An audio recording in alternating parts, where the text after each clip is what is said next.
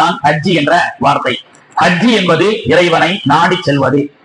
இப்படியாக ஹஜ்ஜி என்ற இறைவனை நாடி செல்லக்கூடிய அமலும் இந்த துல்ஹஜ்ஜுடைய மாதத்தில் நிறைவேற்றப்படுகிறது. அடுத்தபடியாக உல்ஹிய்யா என்ற குர்பானி, குர்ப் என்று சொன்னால் நெருங்குவது என்று அர்த்தம். அல்லாஹுவை நாடக்கூடிய அமல் என்ற ஹஜ்ஜும் இந்த மாதத்தில் நிறைவேற்றப்படுகிறது. குர்பானி என்ற அல்லாஹ்வை நெருங்கக்கூடிய கரி அப்படின்னு சொல்றாங்க. நெருக்கமாக ஆகக்கூடிய அமலான குர்பானியும் இந்த மாதத்திலே அமல் செய்யப்படுகிறது. அல்லாஹு தஆலா இந்த மாதம் என்பது இப்ராஹிம் அலைஹிஸ்ஸலாத்து வஸ்ஸலாம் அவர்களுடைய வாழ்க்கை வரலாற்றை மையமாக கொண்டு 5000 ஆண்டுகளுக்கு முன்பாக அவர்களும் அவர்கள் மனைவியும் அவர்களுடைய மகனார் இஸ்மாயில் அலைஹிஸ்ஸலாம் அவர்களும் செய்த தியாகத்தை 5000 ஆண்டுகளுக்கு இப்பால் வரக்கூடிய எல்லோருக்கும் அல்லாஹு தஆலா செய்ய சொன்னான். இப்ராஹிம் அலைஹிஸ்ஸலாம் தன்னுடைய மகன் இஸ்மாயில் அலைஹிஸ்ஸலாம் அவர்களை முஸ்தலிஃபா என்ற இடத்திலே அழைத்து சென்றுதான், மகனே, இந்த கனவை நான் கண்டிருக்கின்றேன், அல்லாஹ் உன்னை அறுத்து அவனுக்காக பலியிடச் சொன்னான் என்று முஸ்தலிஃபா என்ற ஆஜிகள் எல்லாம் நேற்று இரவு கடந்த இரவு அந்த முஸ்தலிஃபாவிலே அந்த அமல்களை நிறைவேற்றியிருப்பார்கள். அந்த இடத்தில் தான் இப்ராஹிம் அலைஹிஸ்ஸலாம் அவர்கள் தன்னுடைய மகனான இஸ்மாயில் அலைஹிஸ்ஸலாம் அவரிடத்திலே இரவு நேரத்தில் ஆலோசனை செய்கிறார்கள். இரவு நேரத்தில் ஆலோசனை செய்து, மகனே, அல்லாஹு தஆலா பலம்மா அஸ்லமா வ தல்லஹு லில் ஜபீன், மகனே, பலம்மா பலக மஅஹு ஸாய கால யா புனைய இன்னி அராஃபில் மனாமி அன்னி அதுபஹுக ஃபன்துர் மாதா தரா. அந்த உரையாடலை வஸ்ஸாஃபாத் என்ற அத்தியாயத்தில் அல்லாஹ் சொல்லி காட்டுகின்றான்.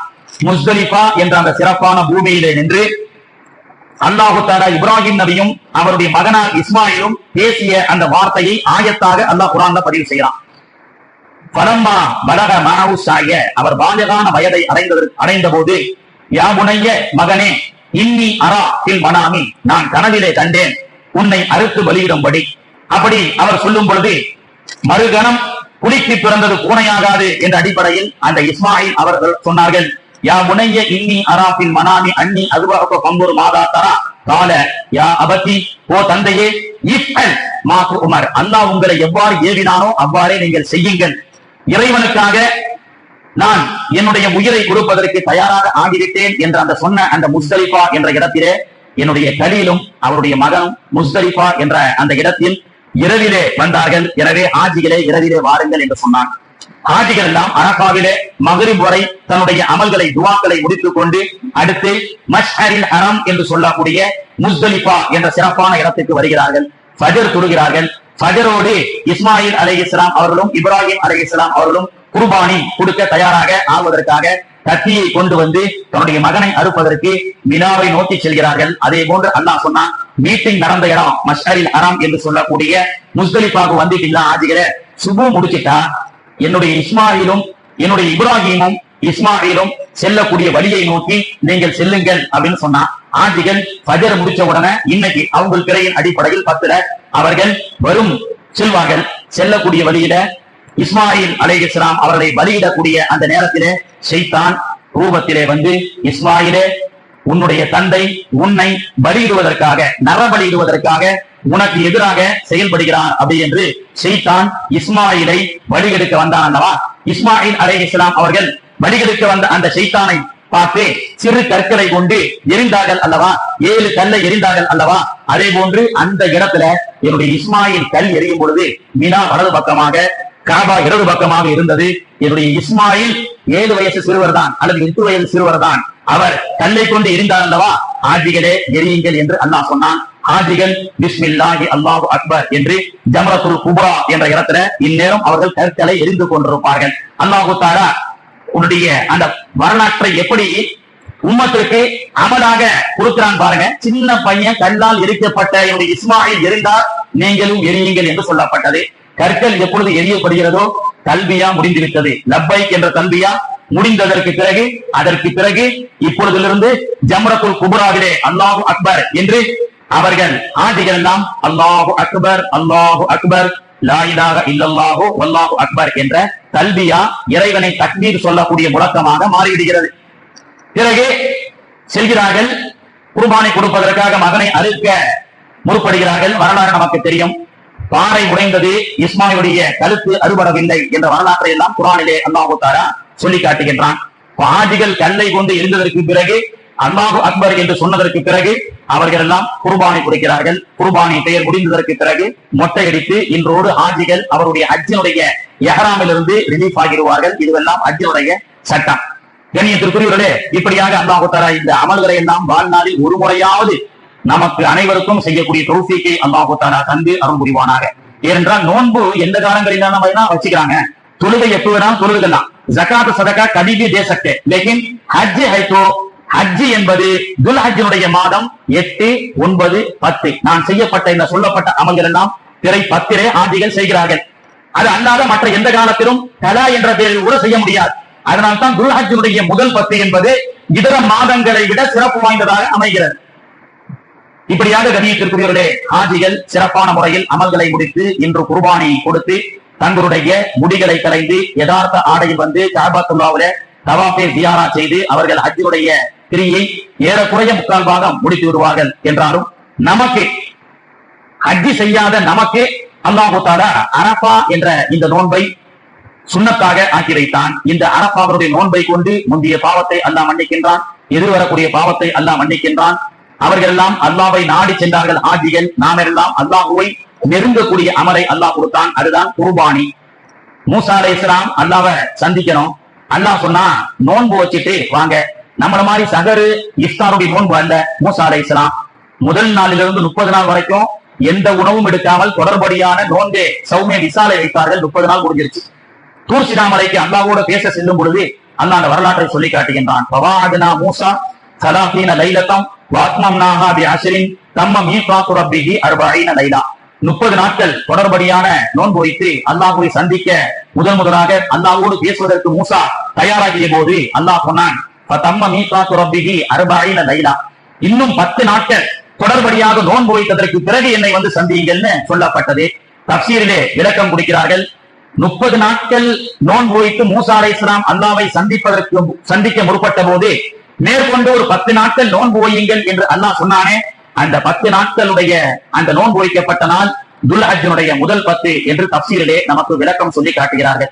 இப்ராஹிம் நபியையும் தாண்டி மூசா அலைஹிஸ்ஸலாம் அவர்கள் அல்லாஹ்வை சென்று தூர் சீனா மலையிலே அல்லாஹ்வோடு பேசக்கூடிய அந்த வாய்ப்பை அல்லாஹ் தஆலா இந்த துல்ஹஜ்ஜினுடைய முதல் 10 நாட்களிலே அல்லாஹ் தஆலா நோன்பு வைக்க சொல்லி தன்னை சந்திக்க வந்தான் என்று சொன்னால், அல்லாஹ்வை நெருங்கக்கூடிய அடியார்களுக்கு அல்லாஹ் கொடுக்கப்படக்கூடிய ஒரு மிகப்பெரிய கிஃப்ட் என்பது துல்ஹஜ்ஜினுடைய மாதத்தின் முதல் 10ஆம் நாள். பொதுவாக குர்பானி ஹதீஸ்ல குர்பானி வரலங்க. ஹதீஸை பொறுத்த வரைக்கும் குர்பானி என்பது அரபி வார்த்தை உல்ஹியா அப்படின்னா சொல்லப்பட்டது. பெருமானார் அவர்கள் கூட அல் உல்ஹியா குர்பானி என்பது சுன்னத அபீக்கும் இப்ராஹிம், உங்களுடைய தந்தையான இப்ராஹிம் அலைஹிஸ்ஸலாமுடைய சுன்னத் அப்படின்னு பெருமானார் அவர்கள் சொல்லிக் கொடுக்கிறார்கள். ஆனால் சென்ற வாரம் உஸ்தாத் ஹஜ்ரத் அவர்கள் பயான் பேசிய போது உலகத்தில் நடைபெற்ற முதல் குர்பானி, முதலில் கொடுக்கப்பட்ட குர்பானி என்பது ஆபிலும் காபிலும் கொடுக்கப்பட்ட குர்பானி.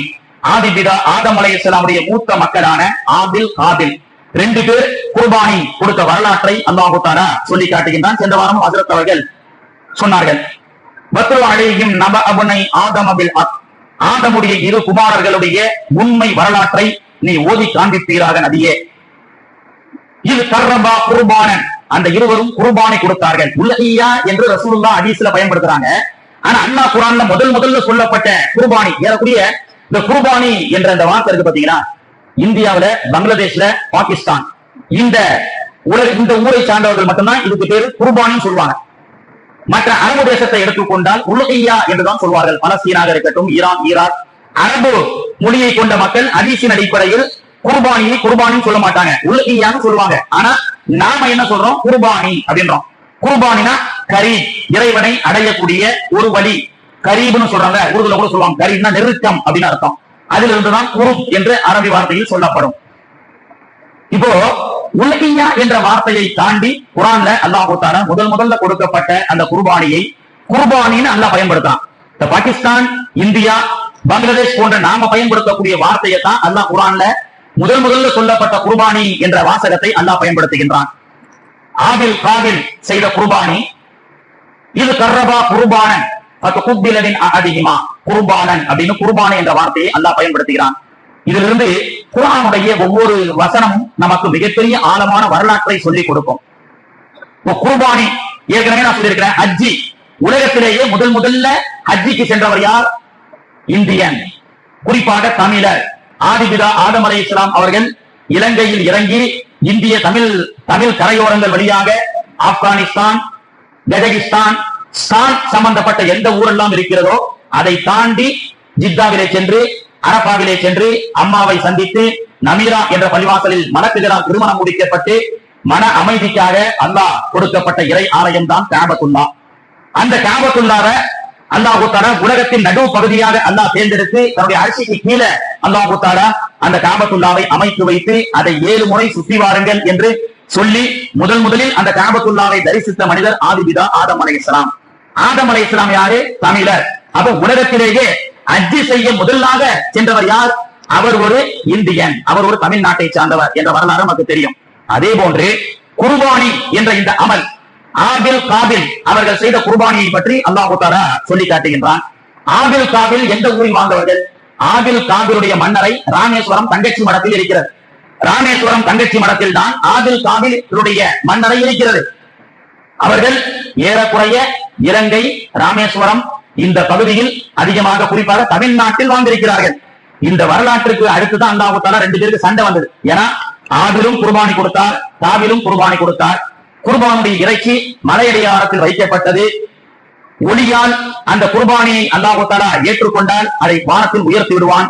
உயர்த்தப்படாத இறைச்சி அது அப்படியே ஏற்றுக்கொள்ளப்படவில்லை என்ற அர்த்தம். இதுதான் நமக்கு முன்னாடி நபிமார்களுடைய காலத்தில் உள்ள சட்டம். குர்பானியை கொடுத்துட்டு இறைச்சியோ அல்லது அந்த பிராணியை அங்கே வச்சு விட்டுட்டு வந்துடணும். மலையடி ஊருக்கு வெளியில ஒரு மலையடி வாரத்துல திரும்ப சென்றால் எந்த இறைச்சியும் எந்த அந்த கொடுக்கக்கூடிய அந்த பிராணி அங்கே இல்லையோ அதை அல்லாஹ் உயர்த்தி கொண்டான் என்ற அர்த்தம். இதுதான் நமக்கு முன்னாடி உள்ள குர்பானுடைய சட்டம்.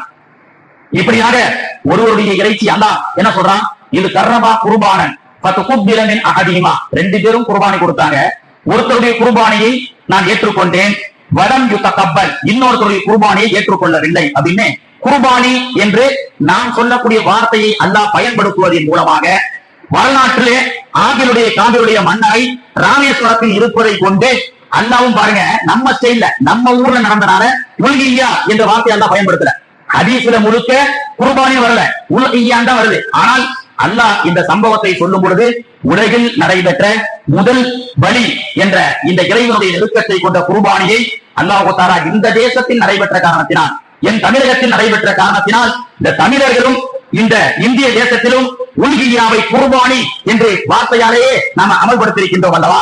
அதனாலும் என்னவோ அல்லாஹ் தஆலா குர்பானியை குர்பானி என்று சொல்லி காட்டுகின்றான். கண்ணியத்திற்குரியவர்களே, இப்படியாக குர்பானி என்ற அமலும் கூட முதலில் நிறைவேற்றப்பட்டது இந்தியாவில், தமிழகத்தில் என்று கூட வரலாறு குர்ஆனின் மூலமாக நமக்கு பறைசாற்றப்படுகிறது. பொதுவாக இஸ்லாமிய சம்பந்தப்பட்ட மார்க்க விஷயத்தை, இஸ்லாமியர்கள் மீது பல அவதூறுகளை இன்னைக்கு உலக மக்கள், உலக மீடியாக்கள் சொல்லிக் கொண்டே இருப்பதை போன்று பொதுவாக ரமலான் இஃப்தார் நிகழ்ச்சியை எல்லோரும் போற்றிக் கொண்டாடுவார்கள்.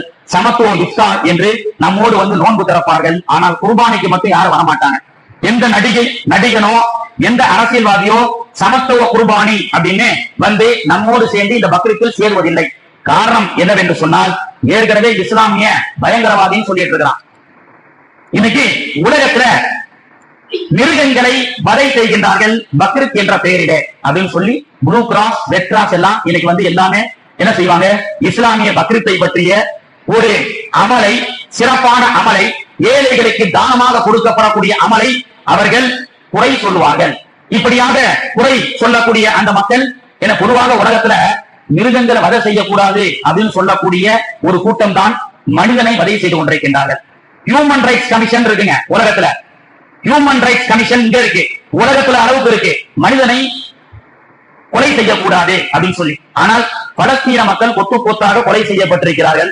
22 லட்சத்துக்கும் மேற்பட்ட மக்களை, அப்பாவி மக்களை கொலை செய்தார்கள் அதி பயங்கரவாத இஸ்ரேல் பயங்கரவாதிகள். ஆனால் அப்பொழுதெல்லாம் இந்த ஹியூமன் ரைட்ஸ் எதுவும் பேச மாட்டாங்க. ஆனா ஆடு மாடை பலியிடப்படக்கூடிய பக்ரீத் வந்து விட்டால் ரெட் கிராஸ் என்றும் ப்ளூ கிராஸ் என்றும் இன்னைக்கு உலகத்தில் வந்து பல உயிர்களை பலியிடக்கூடாது என்று சொல்கிறார்கள். அட, வாயில்லாத ஜீவனை அல்லாஹ் தஆலா நமக்கு உணவாக அளிப்பதற்காகத்தான் அல்லாஹ் தஆலா அதை படைத்திருக்கின்றான். அதையும் தாண்டி இன்னைக்கு உலகத்துல பொதுவா இந்தியாவுல பக்ரீத் அன்னைக்கு மட்டும்தான் ஆடு மாடுகளை எல்லாம் அறுத்து பலியிடுகிறதை போன்றும் மற்ற நாட்களிலே இறைச்சியரை அறுக்கப்படாததை போன்று பேசிக் கொண்டிருக்கின்றார்கள். ஆனால் இன்னைக்கு உலகத்துல இந்தியாவில மட்டும் பர் டே ஒரு நாளைக்கு சராசரியாக, நான் எதற்கு சொல்ல வருகிறேன் என்று சொன்னால், பக்ரீத்தில் அறுக்கப்பட்ட அந்த இறைச்சியை, பல லட்சக்கணக்கான ரூபாய் மதிப்புள்ள இறைச்சியை, பல டன்களை அன்னைக்கு மட்டும்தான் குர்பானை கொடுத்து மிருகங்களை வதை செய்கிற மாதிரியும், மற்ற நாட்கள்ல அதை யாருமே சாப்பிடுறதில்லை அப்படின்ற மாதிரி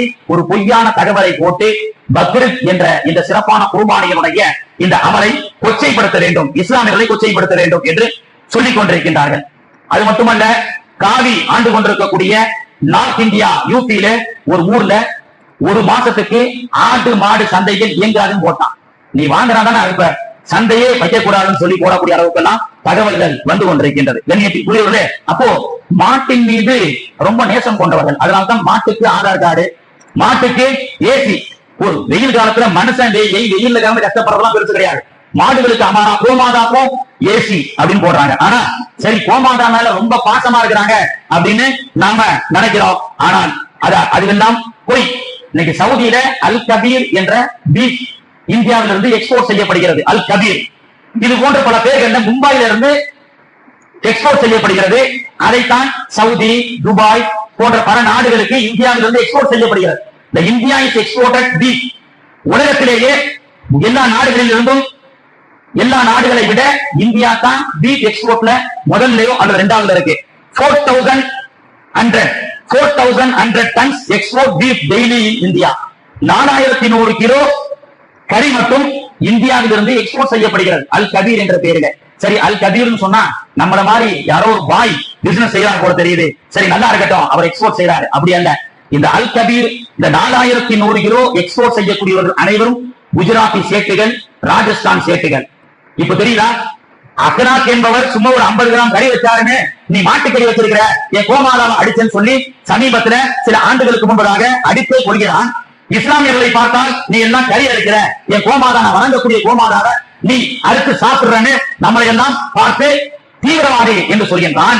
ஆனால் சரி, கோமாதா மேல ரொம்ப பாசமுடையவர்கள் என்று பார்த்தால் எந்த ராஜஸ்தானி சேட்டுகளும், எந்த குஜராத்திகளும், அனில் அம்பானி போன்ற வெஜிடேரியன்கள் மட்டும்தான் நாங்கள் சாப்பிடுகின்றோம் என்று சொல்லக்கூடிய மிகப்பெரிய கொடுத்த பணக்காரர்கள் தான் அல் கபீர் என்ற பெயரிலே, அல் அமா என்ற பெயரிலே, அல் அலால் என்ற பெயரிலே எல்லா நாடுகளுக்கும் மாட்டுக்கறியை ஏற்றுமதி செய்கிறார்கள். ஒரு நாளைக்கு டன் கணக்கான மீன்கள் அறுக்கப்படுகிறது. ஒரு நாளைக்கு 20 லட்சம் கோழிகள் இந்தியாவிலே அறுக்கப்படுகிறது. இதுவெல்லாம் வதையல்லையா? அதுவெல்லாம் காசு, அதுவெல்லாம் 1000 லட்சம் கோடி காசு. ஆனால் இஸ்லாமியன் ஒருவேளை சாப்பாடு, இன்னைக்கு இறைச்சி ஆட்டுக்கறி கிலோ 1000 ரூபாய்க்கு விற்குது. சராசரி ஏழைகள் எல்லாம் வாங்கி சாப்பிடுவதற்கு எட்டாக்கணியாக இருக்கக்கூடிய அந்த கோடிக்கணக்கான ரூபாய் மதிப்புள்ள இறைச்சியை இன்னைக்கு பாத்தீங்கன்னா மேலூர் சந்தையில 4 கோடி ரூபாய் ஆடு விற்பனை, உளுந்தூர்பேட்டையில சந்தையில 3 கோடி ரூபாய் ஆடு விற்பனை. நேரடியாக விவசாயிகள் சம்பாதிக்கின்றான், நோ ஜிஎஸ்டி. ஆனால் இதே இறைச்சிகள் ஹோட்டலுக்கு சென்றால், மல்டி குஷன் ரெஸ்டாரண்ட்டுக்கு சென்றால் 18% ஜிஎஸ்டி. நேரடியாக ஒரு விவசாயி தான் வளர்த்த அந்த ஆடு மாடை இந்திய முஸ்லிம்களுக்கு விற்பனை செய்வதன் மூலமாக சந்தையிலே பல விவசாயிகளுடைய குடும்பங்கள் வாழ்ந்து கொண்டிருக்கின்றது. எலிகளை சாப்பிட்டுக் கொண்டு விவசாயம் செத்துக் கொண்டிருக்கின்றது விவசாயிகள் எல்லாம். ஆனால் அப்படிப்பட்ட விவசாயியுடைய வாழ்வை ஒளியேற்றக்கூடிய இந்த பக்ரீத் என்ற திருநாளை இன்னைக்கு விவாத பொருளாக கொண்டு இஸ்லாமியர்கள் எல்லாம் பலியிடுகிறார்கள் என்று இன்னைக்கு விமர்சனம் செய்து கொண்டிருக்கின்றார்கள். எனவே கண்ணியத்திற்குரியவர்களே, குர்பானி சிறப்பான ஒரு அமல். குர்பானியுடைய சட்டத்தை எல்லாம் சொல்வதற்கு நேரம் இல்லை. ஒருத்தருக்கு 612 கிராம் பிறை 10, 11, 12 யாருக்கு அஜரத்து குர்பானி கட்டாயம் அப்படின்னு நம்ம கேட்போம்.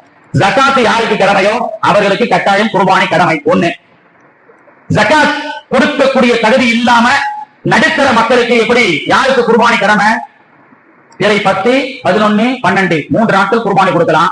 இந்த பிறை 10, 11, 12 அன்று நம்முடைய அத்தியாவசிய செலவுகள் போக 612 கிராம் வெள்ளி, அதாவது இன்றைய விலையின் அடிப்படையில் 67,000 ரூபாய். பிறை 10, 11, 12 அன்று 67,000 ரூபாய். என்னிடத்தில் வீடு இருக்கிறது, அத்தியாவசிய வீடு, அதை நான் கணக்கு பண்ணக்கூடாது. அத்தியாவசிய சொந்த வீடு அல்லாமல் இன்னொரு வீடு இருக்கிறது, அது 67,000 ரூபாய்க்கும் அதிகமாக மதிப்புடையது என்று சொன்னால் என் மீது குர்பானி கடமை. அல்லது என்னிடத்தில் ஒரு அத்தியாவசிய வாகனம் போக இன்னொரு வாகனம் இருக்கிறது, 2 வீலராக இருந்தாலும் சரி, 4 வீலராக இருந்தாலும் சரி, அந்த வாகனம் அத்தியாவசிய வாகனம் போக இன்னொரு வாகனம் என்னிடத்தில் இருக்கிறது, அது 67,000 ரூபாய் அதிகமாக மதிப்புடையது என்று சொன்னால் அவர்களுக்கும் குர்பானி கடமை. என்னிடத்தில் மொபைல் போன் இருக்கிறது, ஒரு மொபைல் போனை தாண்டி இன்னொரு மொபைல் போன், அது ஐபோன் 1,00,000 ரூபாயை தாண்டி உள்ளது என்று சொன்னால் அவர்களுக்கும் குர்பானி கடமை. என்னிடத்தில் ஒரு வாட்ச் இருக்கிறது, வாட்சை தாண்டி இன்னொரு வாட்ச் 67,000 ரூபாய் மதிப்பு அதிகமாக இருந்தால் என் மீது குர்பானி கடமை அப்படி என்று சொல்லி, அதே போன்று ஆண் பெண் என்று தனித்தனியாக குர்பானி கடமை. வீட்டுல இருக்கக்கூடிய வீட்டு தலைவர்கள் குர்பானி கொடுத்துருவாங்க.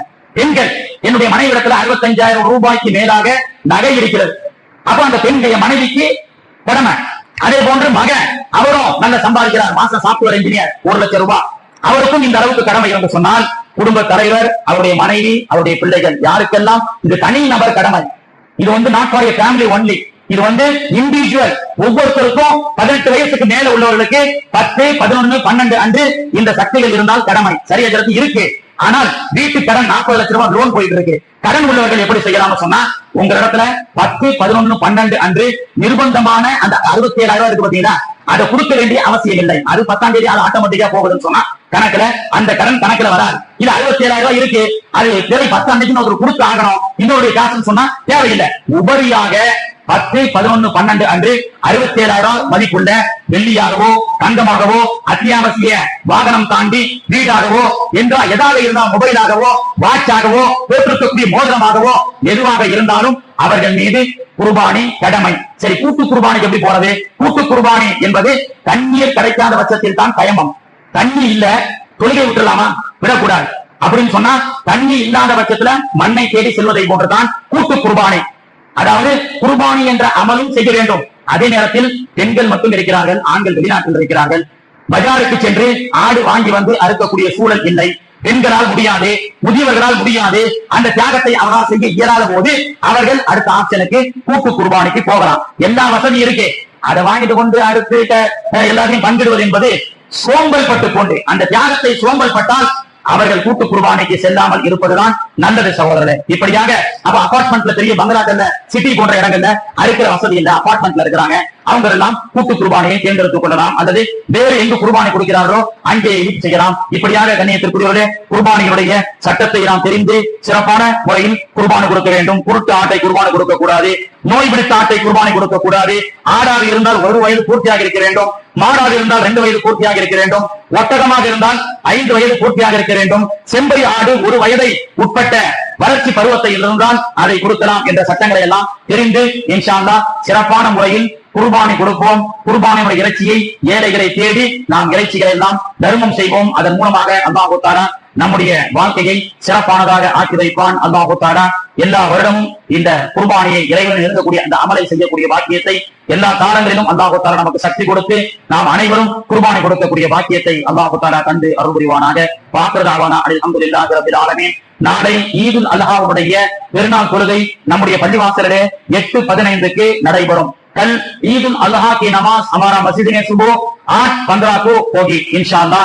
அதற்கு முன்பதாக 7:30 மணிக்கு 7:30 बजे தக்பீர் ஆரம்பிக்கப்படும்.